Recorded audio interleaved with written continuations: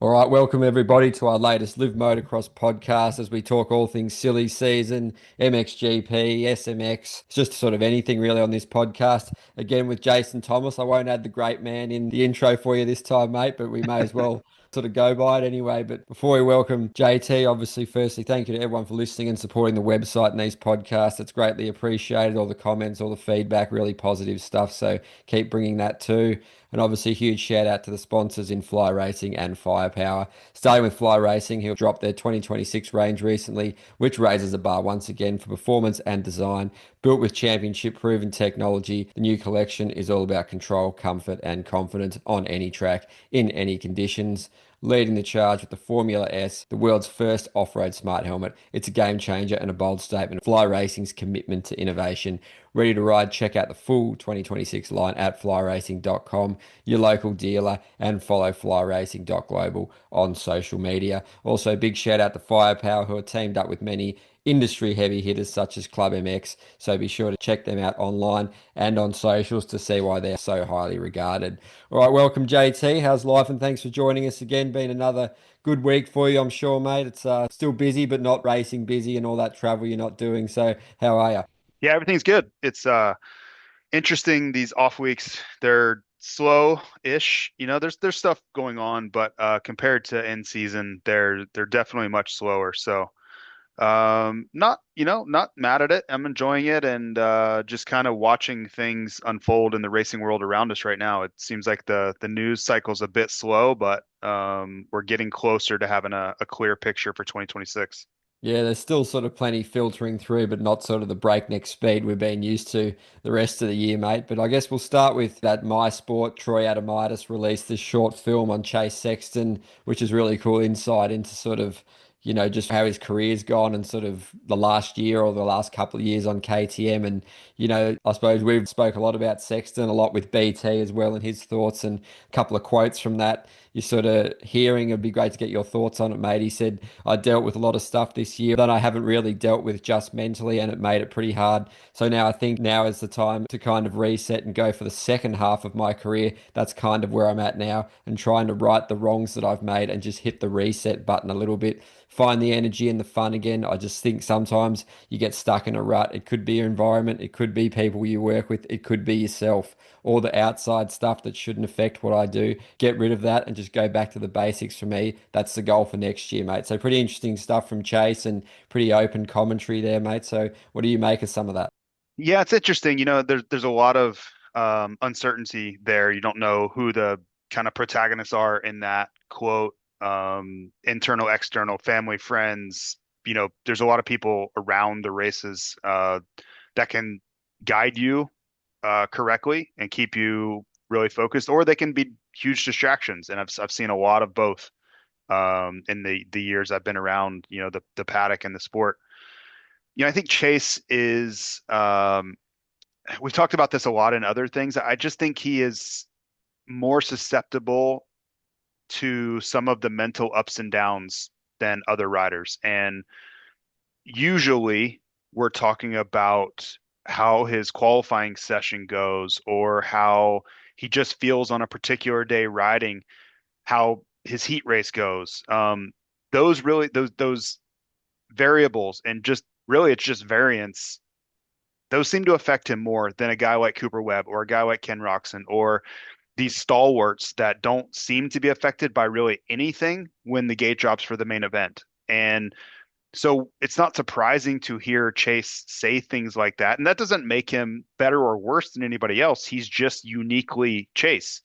The one thing I would say is I don't think it always serves him well. If things are going perfectly and he's the fastest in qualifying and things are clicking, it does serve him well. But when things aren't perfect, he's shown an inability or just at least an inconsistency that he can just snap out of it and execute in the main event when the gate drops and not let any of the other things that happen throughout the day have any bearing on what's going to be in the main event.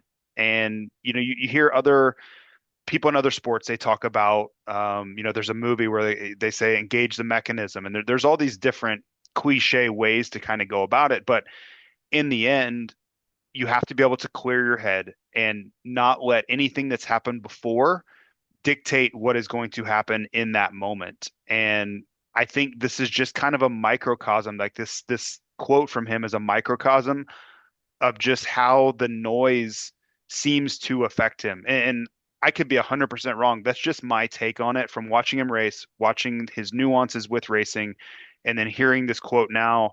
It just seems like anything that kind of is going on around his program, especially if it's a negative, seems to permeate his result on the racetrack or his happiness at the races or just his mental state as a whole.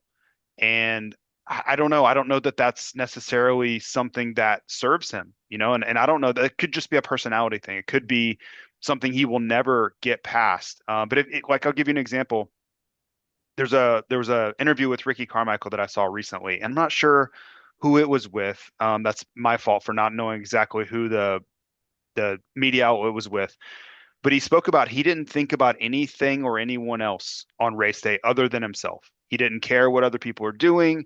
He didn't care if other people were jumping other jumps that he wasn't doing. He was only going to do what he did the best. And I've seen both sides of it with Ricky. I've seen it where he gets really worked up if someone else was kind of like when Chad would be a lot better than him in the whoops or things weren't going perfectly. I've seen him get worked up, but I've also seen him practice what he preaches. Is say, like 2007, there was a Atlanta Supercross, and there were a couple sections, specifically one section actually, that James Stewart was jumping, and it was much faster than what Ricky was doing, and James was the only guy doing it. And Ricky never wavered. He never tried it. He never said, you know what, I'm going to have to jump this to win. He just stuck to what he knew how to do. And it's really hard to argue that that methodology didn't work for Ricky in the end. So, if I was going to kind of wave a magic wand with Chase, I would just say you kind of maybe need to narrow what you allow to be important as far as your focus. And there's with his level of star power and the spotlight being on him all the time as a multi-time champion now, there's always going to be noise around you.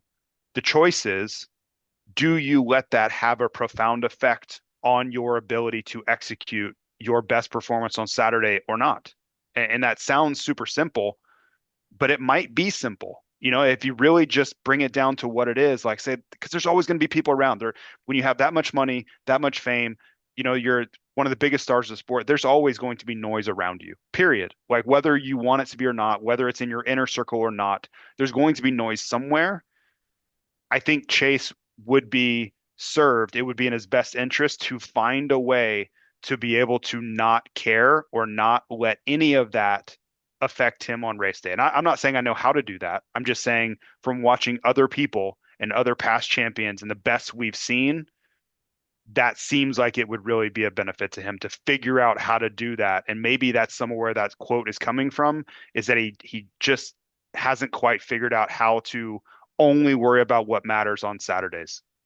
Yeah, that's some really excellent insight. And I guess, at the peak of his career, he wants that continuity and consistency, which he hasn't found really at all. So it's not ideal having all that unknown sort of heading into another season, mate. And I don't know, did the KTM situation affect him? What was going on there? Who knows? And then I guess you look to the next step with Kawasaki. There's all that question mark surrounding the bike and how he handles it. There's that perceived sort of perception that Prado's created and all that going on as well. That probably would play on his mind. And I guess heading into A1, there's still so much to, decide and, be considered. And I guess under the lights in the racing situations, how's his confidence with the bike heading into that's going to be one of the most fascinating storylines to follow, isn't it? It is. And, like that's, I would say one of the challenges that comes with if you have this complex mental game going on where you're subject to the ups and downs more than the average. And I'm not saying he's like a basket case. That's not it. It's just, are you going to kind of rise and fall with the ebb and flow of it, or are you going to be more even keel through the midst of chaos, right? And I think he kind of ebbs and flows. And again, sometimes it works for him. The 2023 Supercross season, 2022 outdoor season, I think it worked for him. Things were good. He was I think the fastest guy. Didn't always execute, crashed some, but I think he was the fastest guy, and I think that helped his confidence. But when things aren't going well, I think it really hurts him. So when he moves to Kawasaki, which will be his third team in 3 years, which is a lot. That is a lot of change in your program. And it's not just the motorcycle, it's staff. He continues to change practice facilities. If you notice, he has moved practice facilities 3 times now in the wake of that, right? So there's the only thing that's constant around his program is change. And that's a little bit overstating it, right? His dad's still there, still his practice mechanic, but really, I think maybe he still works with Peter Park, trainer from Santa Barbara. I think he does. I don't know that for sure, but everything else in his program has changed. Like there's just not a lot of consistency or continuity that he can really lean on and say, this is my base. This is what I'm gonna, the backbone of my program. And I think when you are susceptible to noise, guess what you're going to get when you continuously change everything? You're going to get a lot of noise. It's just there's just going to be a lot of turbulence, for lack of a better word, all around you. And I think those two things kind of compound each other. A rider that seems to not be able to block out any of that, and you're also dealing with more of it than anybody else. Like there's no one else dealing with as much turbulence in their program, turning over teams, staff, mechanics, whatever, like name something, and he's turning it over constantly. And the rider who seems to not be able to deal with that as well as some others. So I don't know. It just seems like a really, like if you have this big challenge and everybody knows it's your biggest challenge and somebody keeps throwing the hardest things at you over and over, that seems like what, and you can't really say it's being thrown at him because he is the one deciding to change. He could have stayed at Honda at the end of 2023. They offered him a ton of money. And I understand he wanted to kind of do his own thing and be the number one guy and get away from the Lawrence program. I get it. That totally makes logical sense. So he goes to KTM for what I believe was probably less money. That didn't seem to work out. He really never seemed happy there. Not from day one, not from the first time I asked him about it in December of 2023 did he seem overjoyed. And I'll never forget sitting in Anaheim asking him December 8th or whatever it was. And he's like, "Yeah, I thought we'd be further along by now." Like that is not a way to be going into a season on a new bike and a new program as the defending champion of the series.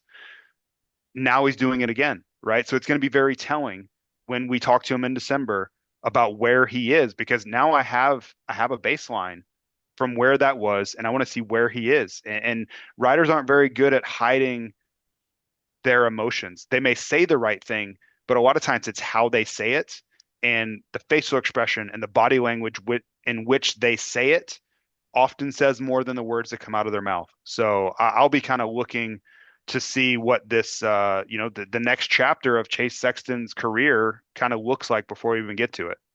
Oh, yeah, absolutely, mate. That's a great analysis of how it's all sort of goes on for him. And you got to admire him in many ways. Just, I guess that sort of desire to keep searching and wanting more. But at some point, I guess you got to settle and try and find that balance and fine line and just sort of continuity and sort of deal with what you're working with, which you've spoken a lot of the time about. And obviously, you've been around the sport for so long, so many elite pros, and you've seen how they handle things and manage things. And, like a really cool story last week about Ferry, how he wicked it up for race day like Webb does. And I guess who are some of the best guys out there at dealing with that adversity and series of challenges you've sort of come across personally, mate? Obviously, Reedy, Ferry, RC, we mentioned Webb, Dungy, even Jet Lawrence, you got to give him credit for dealing with so many various dramas that he faced with, same with Hunter in the last year and still coming out there and getting the job done. So anything you want to touch on there? Anyone that stood out particularly? Yeah, the two that come to mind immediately are Cooper Webb and Chad Reed. And think about Chad Reed, who is getting inducted into the AMA Hall of Fame. We're recording this on a Thursday, the 23rd. He's being inducted tonight. I was hoping to be able to go. He's probably mad at me for not going. But that's a huge honor, and he's very deserving of that. But in Chad's career, think about how many times he just got smoked when Ricky and James would be in tune and going at it, right? And there were a lot of times where Ricky and James would kind of be in their own battle, and Chad would be a distant third. And he really wasn't the headline. Not a lot of people talked about it, but it would weigh heavily on Chad like Saturday night, And then Sunday and Monday, he would turn the page and he would be like, no, I'm going to win next weekend. And it wasn't like he was putting on a brave face or faking it for everybody on the outside to be confident. Like he truly believed it. And it honestly like bordered on psychosis. Like I could never figure out how he could just be so blindly confident in himself. But he, and I've talked to him about it after, long since those, and you have time to reflect and have perspective on how you approach things.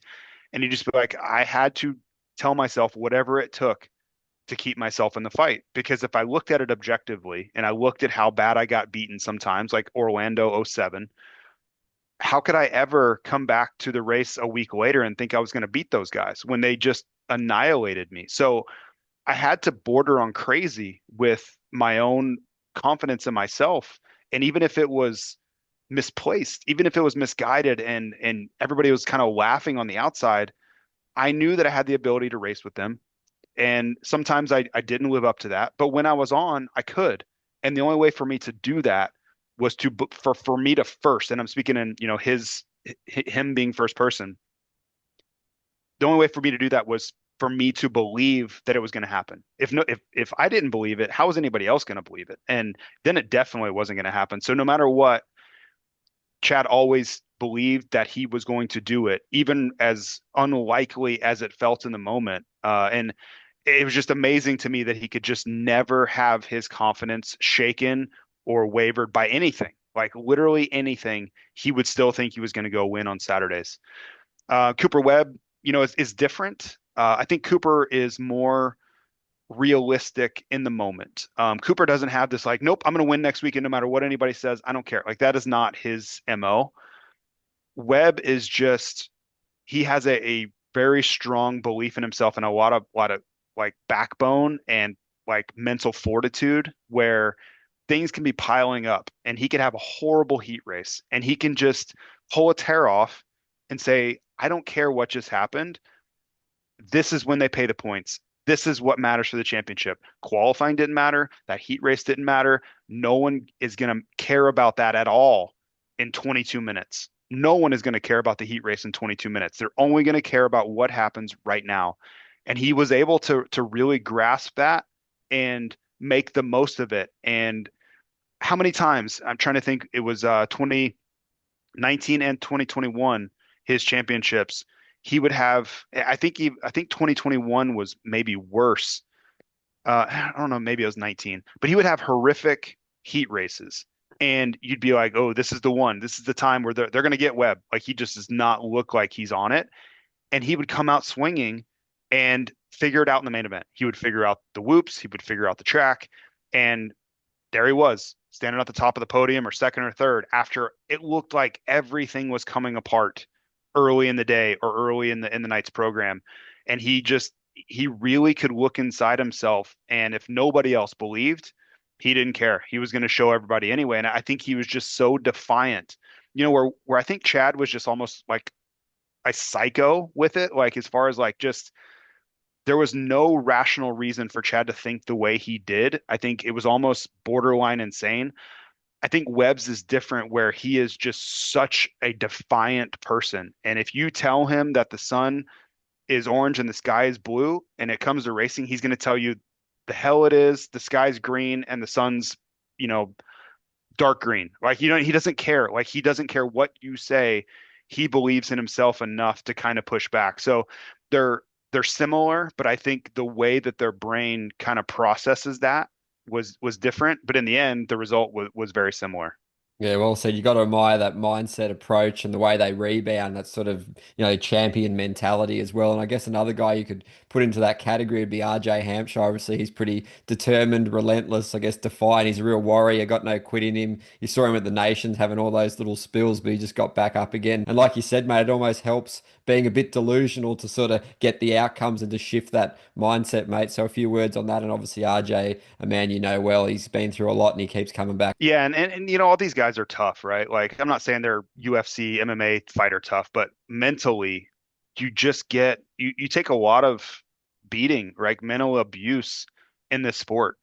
So to keep coming back and keep fighting through injuries like that, these guys are very mentally tough. Even, I kind of took Chase to task, and I don't want it to come off as negative with Chase because I have so much respect for him as a racer.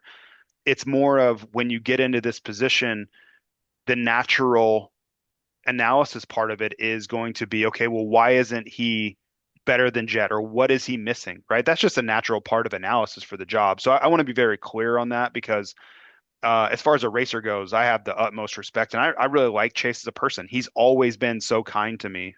So I want to put a disclaimer on that. But like as far as RJ, like I view RJ a little bit differently. Like RJ is like just kind of like a hammerhead. Like he just will bash his head against the wall until the wall finally gives in, right? Like you're looking at your head, the guy's head, and you're like, well, okay, that's a concrete wall, and your head is not built to go through that concrete wall, and he doesn't care. Like he's just going to keep headbutting that concrete until it finally gives in, and that's how he's always done it. Like that's been his MO his entire career. So it's his is more, and I can very much relate to that. My career was made of that also. I didn't have the talent. I didn't have um, the equipment. I didn't have a lot of the things. So I just had to be relentless in every sense of the word with it to finally find a way to punch through the resistance. And I think RJ is very similar. Now he has, elevated. He's winning championships, and he was much better than I ever was, is much better than I ever was.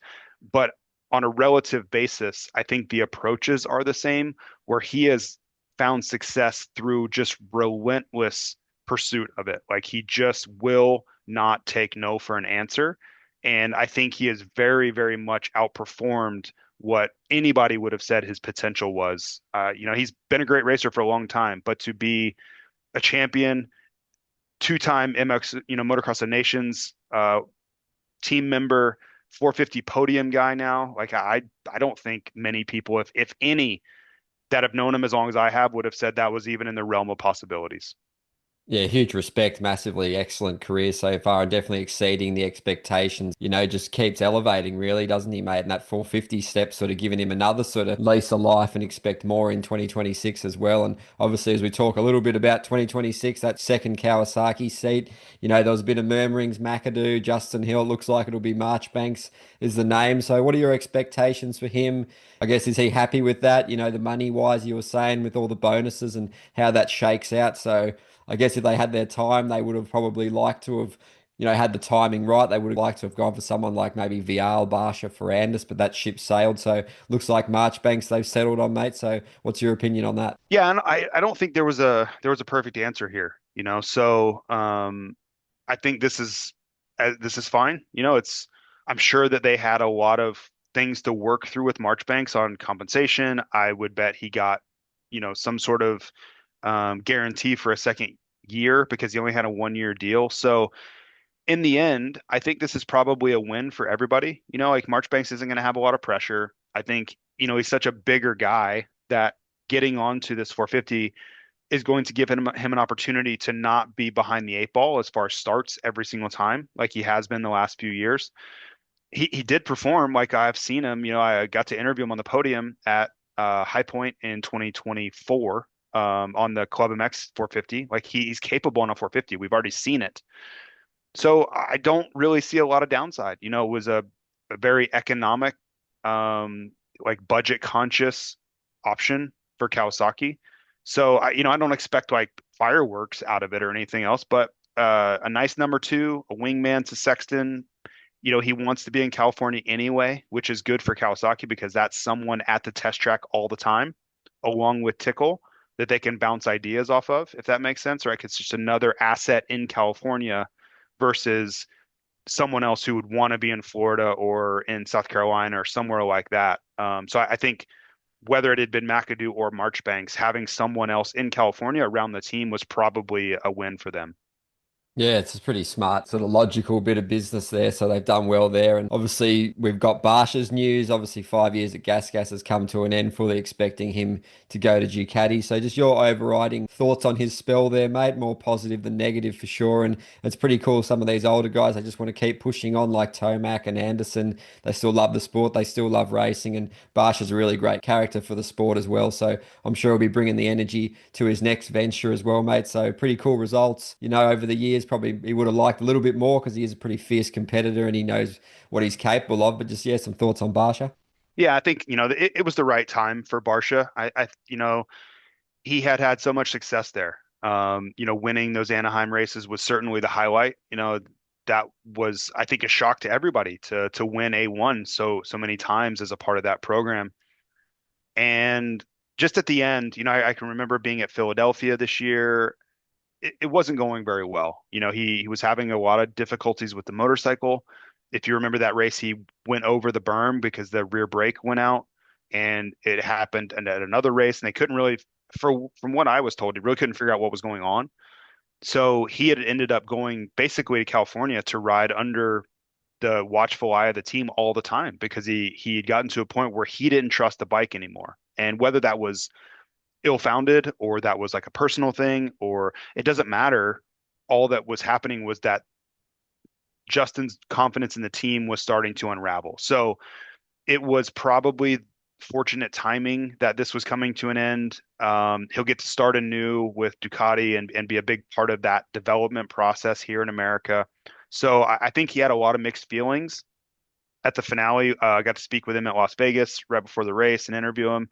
And you could tell he was dealing with a lot of emotions. I think he was kind of happy to close that chapter and move on, but also he had a lot of memories with that team and particular staff and a lot of people that he may not to get to work with on a daily basis. And those people become family when you're on a team for 5 years. Those people become like family to you. And it's not like you won't ever see them, but you don't have the same camaraderie and the same day-to-day interaction that you spend at the test track and all day at the races. And there's just a very unique dynamic and relationships that's bonded that won't ever be the same. It just changes. And it doesn't mean it's forever ended. But it's forever going to be different. It's never going to be as close. Those ties will never be as close. And that's what you really think about. I've been there when you leave a team, or like when I moved to Idaho and switched careers. Like I still see all my friends on the weekends, but I don't get to see Michael Byrne every day. I don't get to see Chad Reed every day. I don't get to see these people that I spent 12 hours a day with. I rarely get to see them. And when I do see them, it's in passing at the races. So I think those are some of the emotions that Barcia was going through over the last couple of rounds. And it's a natural process and a natural part of it. And he'll work on developing those same feelings and with people like Rick Ziegfelder and Paolo Ciabatti and all these people that are at Ducati, those new relationships are being forged as we speak. Yeah, it's really cool, aspect of it. Touch on the human side there, mate. We just always talk about the racing and just purely on track sometimes, but it is a really important thing and it's what they go through. The feelings, the emotions has a big part in that, and having that crew around you is a massive sort of boost on race days. And I'd really like to get your take on, obviously, Shimoda. I'm sure he'll get announced shortly as well for HRC, but his teammate Hymas, he's had some really nasty injuries in his pretty young career already, mate. So we just want to see him back on track. And have you got any insights on, how he's going recovery wise? Obviously, he's in a really good program with Burner and the Lawrence brothers at the Dog Pound. Everything's in a row. Some of his pro motocross results have been exceptional, some really brilliant rides before getting injured. So just what's on the horizon, a big 2026 for Hymas, isn't it? It is. And I think there's a lot to kind of parse through with Hymas because Honda HRC, they like Chance a lot and they do want him around, but also they have a responsibility to win. And Chance Hymas is on, what is the most prestigious and most successful race team in history. And that comes with responsibility. And it doesn't matter if a team likes you or not. In the end, it helps. But in the end, if you don't perform and you can't stay healthy, in the end, it won't save you. It's really the point.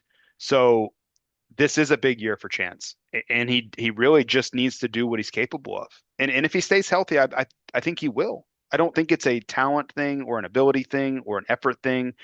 It's simply, can you stay healthy enough to achieve the goals that you set out to do?